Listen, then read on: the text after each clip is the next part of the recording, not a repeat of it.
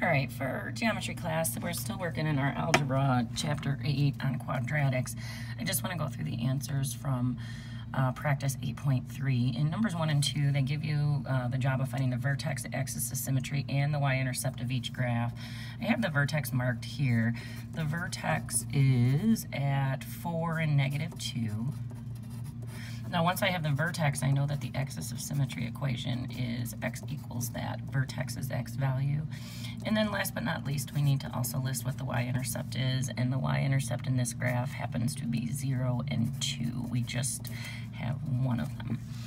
Number 2, same idea. What's the vertex? Be careful with these scales on the graph because I can see that this vertex x value is -2, but when I look at the scale on the y-axis, it's going down by 2, so that's -2, -4. The vertex would be at -2, -5. I remember that being an issue on the quiz that you guys took early in this chapter.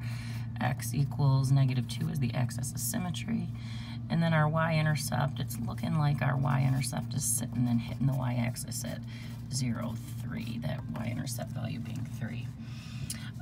In 3 through 6, we have to find the axis and symmetry and the vertex. Now in these practices, we realize that we go back, we're in standard form, y equals ax squared plus bx plus c. If you don't have anything written down over here, do that. The axis of symmetry is found by the opposite of b over 2a. This is our standard form. So if we want to find the axis of symmetry, a, b, and c, we write down what our values are. A is 3, B is -6, C doesn't exist here, it's 0, and it doesn't really matter in our formula anyhow. On the top, we're going to put our B value, which is -6. In the denominator, I'm going to put 2 times our A value, which is 3. Now, the opposite of -6 is going to be +6. That brings me down. 6 over 6 tells me the axis of symmetry is sitting at 1 and something. Or I'm sorry, the axis of symmetry is at the vertical line with the equation x equals 1. To go find the vertex, what I'm going to do then is I'm going to grab my calculator. I know the x value of the vertex is 1. I'm going to go into my calculator and I'm going to evaluate that function when x is 1. 3 times the 1 squared minus 6 times 1 is going to put that y value of the vertex at -3. Once we know our axis of symmetry, it's our x value of our vertex, we plug it in to find the y value of the vertex. Problem 4, our a is 5, our b is 3. Again, we don't see a c value, it would be 0. I'm going to come over and I'm going to do my axis of symmetry. X equals the opposite of, I'm going to put my b in the top, 2 times my a in the denominator. That's going to give me x is -3 over 10, which is -0.3. Let me make sure I didn't mess anything up here. Yep, I'm good. We can have those decimals for our values. We just got to recognize that it still works. Now, let me just show you here. -3 divided by 10. That's where I got my -0.3. Now, for my vertex value, then, I'm going to go put in -0.3 for x. Wrap it in parentheses because it's a negative number. 5 times -0.3 to the second power. 5 times -0.3 to the second power plus 3 times -0.3. And that's going to give me a vertex of -0.45. All right, just checking this one. I'm going to go put this in my graphing feature, my calculator, 5x squared plus 3x. I just want to look. Yeah, its vertex absolutely is looking like it's sitting just to the left of center. So there's my -0.3, and just below center, there's my -0.5. So even though it seems like an odd answer, it fits what I see in the graph. Calculating is the only way we're going to get at that. With our calculator won't help us. Now, number 5, let me go on. A is -7, B is 14, C here is 1. When we go to find that axis of symmetry, x is equal to the opposite of, b goes up top, 2 times the a in the bottom. That's going to give me a -14 over -14. X is going to be 1. Our axis of symmetry equation is x equals 1. Our vertex is sitting at 1, comma. Let's go find it. I'm going to go back to my home screen. -7 times 1. Oops, didn't mean to put an x there. -7 times 1 squared plus 14 times 1, and in the end I have to put my plus 1. Oops. That's going to put my y value of the vertex at 8. Number 6, last in this crowd. A is -4, B is 20, C is 15. X is a symmetry equation, the opposite of, put my B up top, 2 times my A in the bottom. That's going to give me -20 over -8. That is going to be positive 2.5. So my axis of symmetry equation is x equals 2.5. My vertex is going to be 2.5, oops, 2.5, comma, let's go plug it in. -4 times 2.5, I missed my 4, -4 times 2.5 squared plus 20 times 2.5, close my parentheses, plus 15. Vertex is sitting at 2.5 and 40. All right, now we can check that in our calculator too if we needed to. I'm going to trust that the mathematics is right at this point.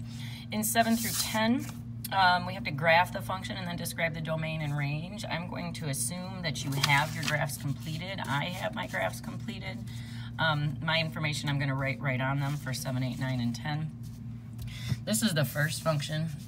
Number 7, the 3x squared minus 12x plus 6. Make sure that your attached graph paper is labeled and I can make sense out of what's where. The domain in this, there's not any reason to believe that x is all real numbers.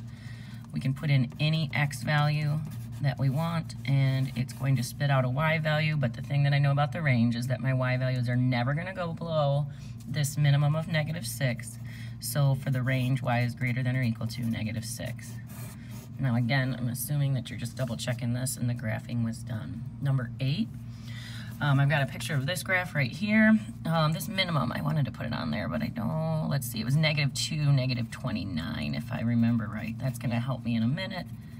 My domain, I have no reason to believe that x is not all real numbers. I can put in anything I want for x. It's gonna spit out a unique y value, but my y is never gonna go below -29. So for the range, y is greater than or equal to -29.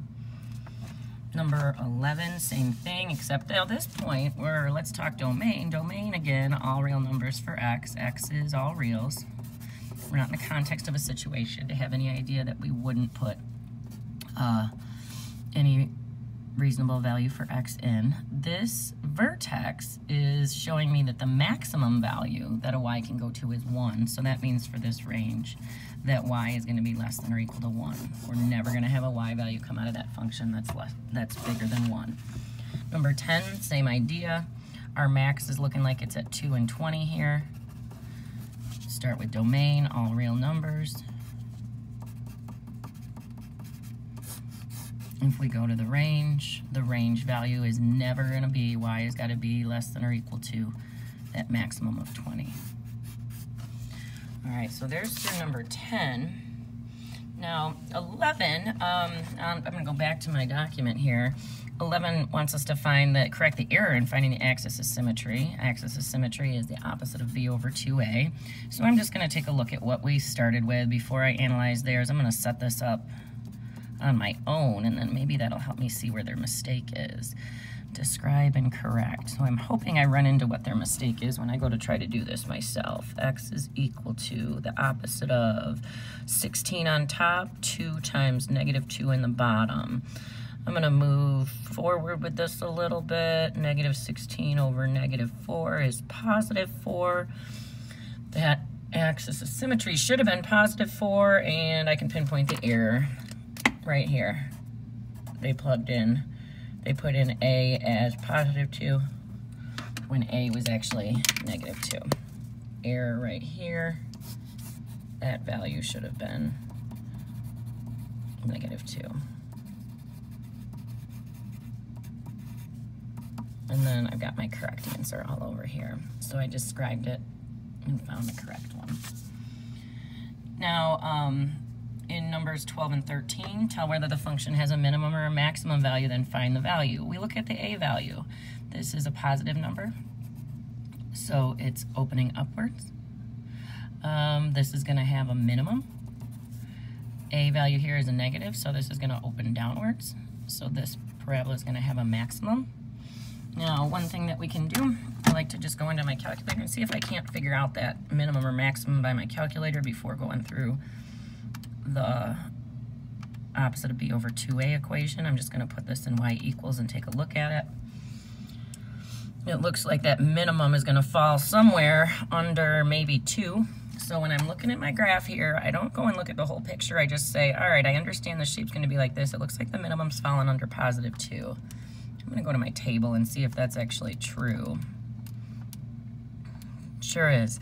At positive 2, I'm going down to negative 17. So using my calculator here, I can say the minimum is negative 17. And I'm just going to put a note here that that's from our calculator.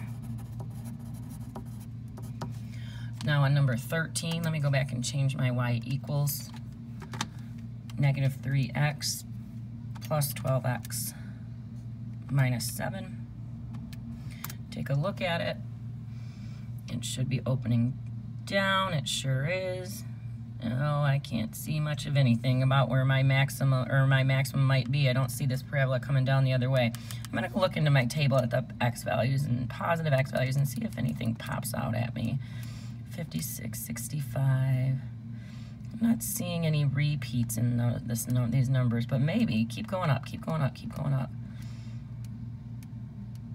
As my x values get bigger, so do my y values. I'm not sure I'm going to run into the maximum here. Not looking like it. So I'm left with no choice. I'm going to have to, let me make sure I put that in right. Negative 3, oh no, I didn't put it in right. Nuts. First little stall in this video. I've been rolling along pretty good. Negative 3x squared plus 12x minus 7. I had missed my square in the last one. This is opening down. Oh, there we go. No wonder I was looking all over for that maximum value. It's happening at 2. In my table set, I can take a second window. I can go to this menu that says table start, and I can change it to wherever I want it to start. And that means it's going up by 1s. So I just move my table. There's my maximum, 2 and 5. The maximum